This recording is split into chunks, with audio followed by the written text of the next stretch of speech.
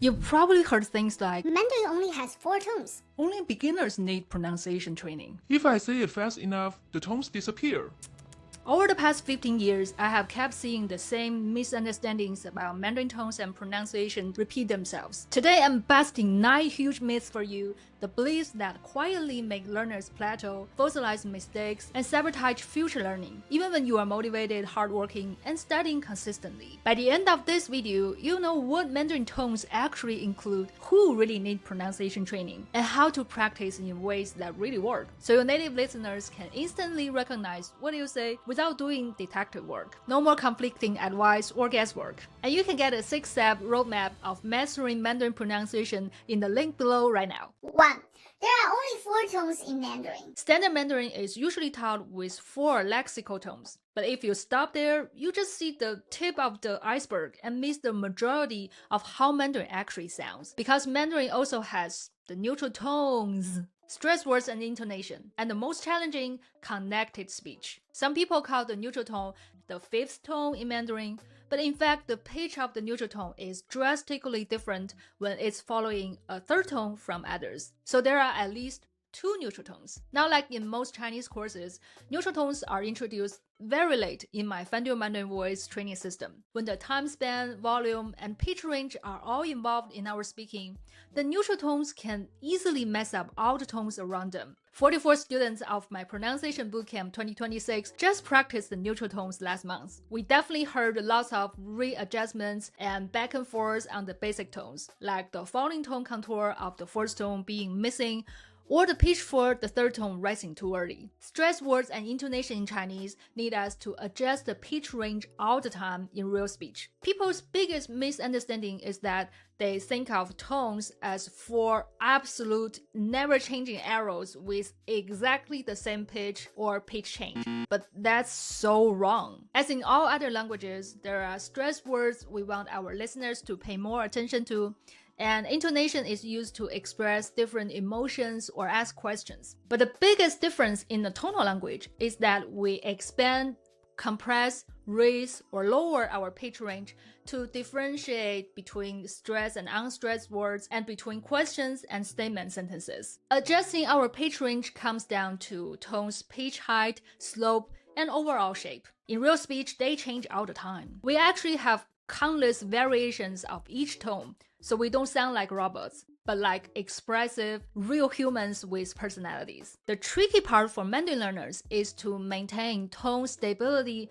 by varying pitch range. Fun fact, tones in connected speech in a word or in a sentence are influenced by the surrounding tones all the time. So even if you ignore the stressed words and intonation, just enunciate every single syllable in every sentence you say, the tones can still go off easily when you try to connect them. Everyone can learn the 4 tone marks and pronounce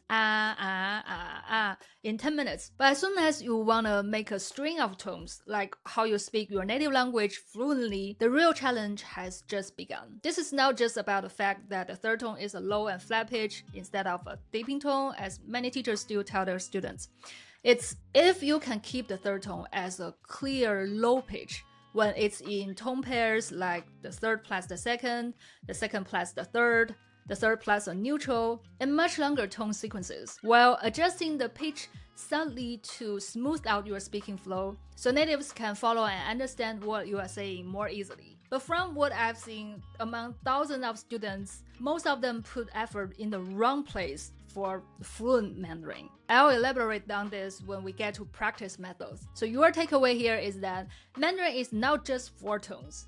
The 4 tone shapes in isolation are the easiest part, but speech is about how they interact with each other through variations. So Mandarin learners need to hone the tone shapes and establish a stable relative relationship between tone combinations before adding more elements and layers in their voice, aka neutral tones, stress words, intonation, and connected speech. I know it may sound like a lot, and people can get lost very easily if they just jump into the native speech or they get stuck by listening only to slow, clear teacher talk. What you need is a step-by-step training system to build up one element upon another, one layer of your voice upon another without any other distractions or overwhelming factors. This is the 5th year since my Fàn Lǎoshī Mandarin voice training system launched. Over the past few years, 900 students have transformed their Mandarin voice with Rita's Mandarin voice training plan. With updated content and service, deeper research on the Chinese sound system, and crazy inflation, the price of lifetime access will raise on April 2026. Join now with $100 off.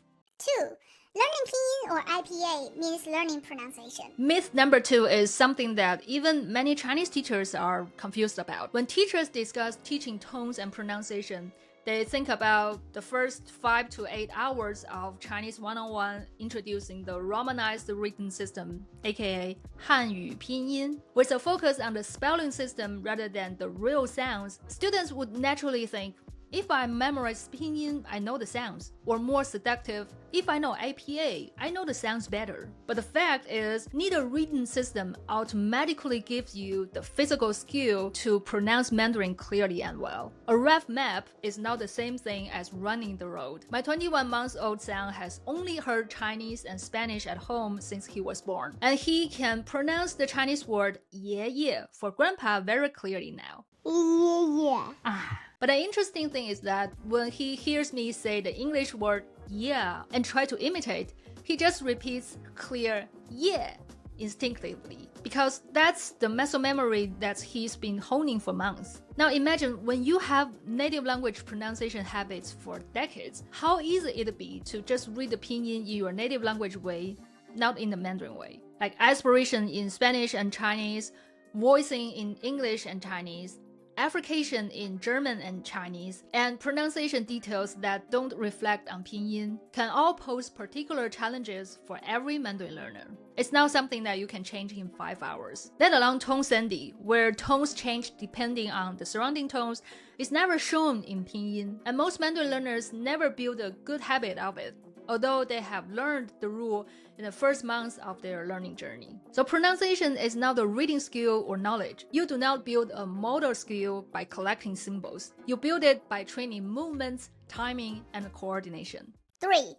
If I can hear the difference, I can pronounce it correctly. Myth number 3 sounds logical, but it's also false. Hearing is a perceptual skill. Pronunciation is a motor skill. They can be connected, but obviously they are not the same ability. You can clearly hear the difference between two sounds and still be unable to produce them reliably. I don't mean that listening is not important. On the contrary, input always comes before output. We don't say things correctly without listening to them enough. But listening alone does not train the tongue, the lips, the jaw, the airflow, or the timing. Without deliberate, repeated, and corrected production practice, the articulatory habit isn't there yet. The consequence is that when you hear natives ask you questions, your brain knows the answer, your mouth does not. Or you think you said it perfectly because you've learned to recognize and distinguish the sounds receptively, but haven't trained production. That's also why some Korean students can pass the HSK5 test in 1 year, listening and reading, but find it so hard to be understood. So if you want better pronunciation, you need 2 things.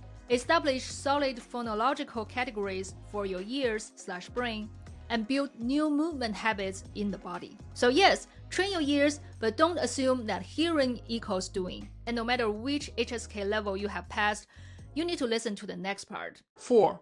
Only beginners need pronunciation training. Like we talked before, pronunciation and tones are usually only taught for the first 2 weeks. So people assume it's just something that beginners need to learn. But honestly, when I first met a student in US universities, advanced Chinese programs in Beijing, or my online courses, intermediate and advanced learners often need serious pronunciation training too, if not even more. Because by that stage, bad habits are already deeply ingrained and reality might have shown up. In my pronunciation bootcamp this year, we had lots of students who have lived in China for years, and some even have been speaking Chinese for over 2 or 3 decades. There are also American, European, and Southeastern Asian students who grew up speaking Mandarin at home, but still wanted to improve their tones and pronunciation. Because they all know this better than beginners. No matter how many new words and grammar they have learned, if their tones are unstable and their consonants and vowels are not well distinguished, there's always a comprehension burden for their listeners every time they want to communicate. So I'm thrilled for beginner students when they join the program. I know it's a great place for them to start their Mandarin journey.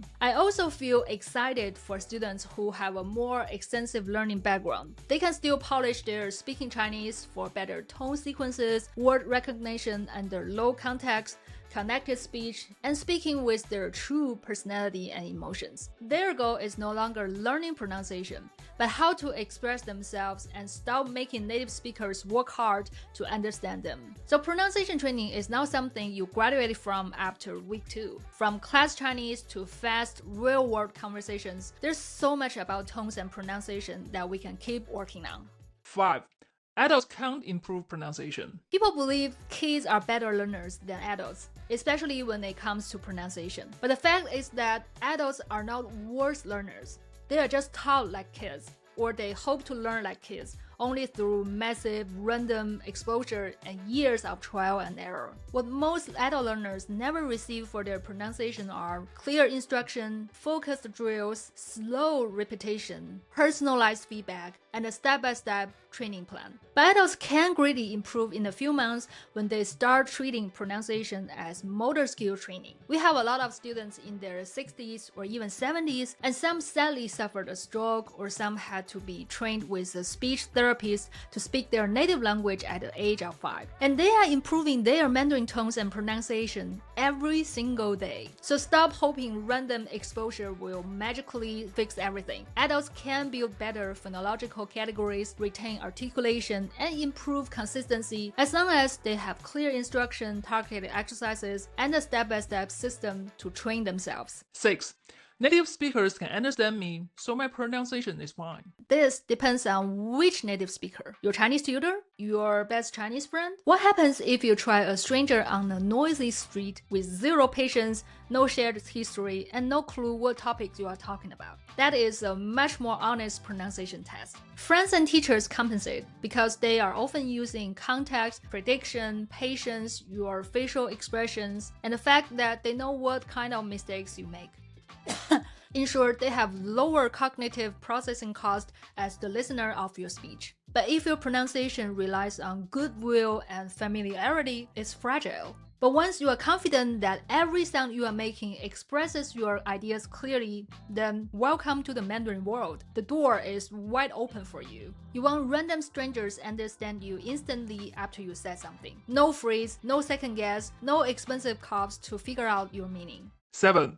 If I speak fast, tones don't really matter. The first time I heard people make this statement, probably 12 years ago in Beijing, I was shocked. Some even said, When Chinese natives speak fast, there's no tone anymore. but the fact is that they didn't train their ears to hear the tones in fast speech. And of course, they wouldn't make many tones when they speak, nor good tongue position or lip shape for sounds. And that's what I saw a lot when first met a Mandarin learner, including some polyglots. They want to hide behind speed and believe all the pronunciation mistakes will blur out. They end up speaking fluent Mandarin, but in English or their native language sounds and intonation. But native speakers rely on Mandarin tones and sounds to process speech quickly. If too many details in your Mandarin voice are off, speed makes comprehension harder, not easier. It's like typing faster with bad spelling. Would you say, if I type fast, spelling doesn't matter? Fluency without accuracy is just smooth confusion. So to get rid of the mistakes, not to hide them, the fix is the opposite. Don't speed up when practicing. Slow down, slow down, slow down. 8.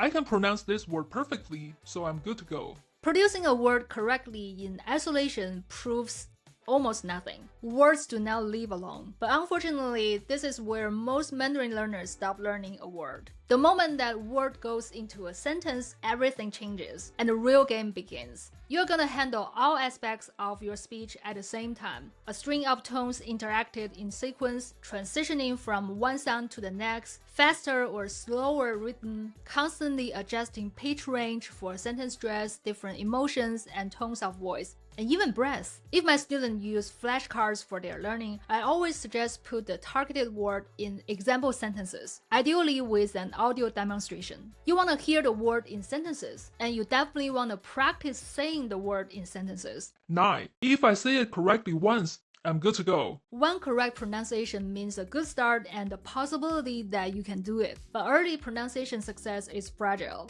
Under pressure, like speed, emotion, complexity, unfamiliar topics, old habits return immediately. Think about how often this happens. You repeat after a teacher and say a word perfectly in class, then 5 minutes later in conversation, it disappears. Consistent pronunciation is a skill of muscles that allows you to say any sentence reliably under any circumstances. A one-time correct production is like making one successful basketball shot in practice. If you really own the skill, you can sink a buzzer-beating three-pointer as the final whistle blows. So instead of saying a sentence correctly one time, try 3 times in a row. Then make one word stressed, then make it a question or say it in different emotions. And what happens when you are speaking spontaneously and when your attention is on meaning instead of sound? So don't rely on lucky accuracy or accidental success. Consistency is the target of your pronunciation and it's the second nature of your body that you don't think about when speaking Mandarin. Once you stop believing these myths